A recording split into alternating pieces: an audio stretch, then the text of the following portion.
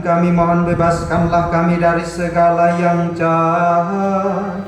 Sudilah memberi damai sepanjang hidup kami, supaya kami yang telah dikuatkan oleh kelimpahan belas kasih-Mu selalu bebas dari dosa dan dijauhkan dari segala gangguan, sambil menantikan harapan yang membahagiakan dan kedatangan Penyelamat kami Yesus Kristus.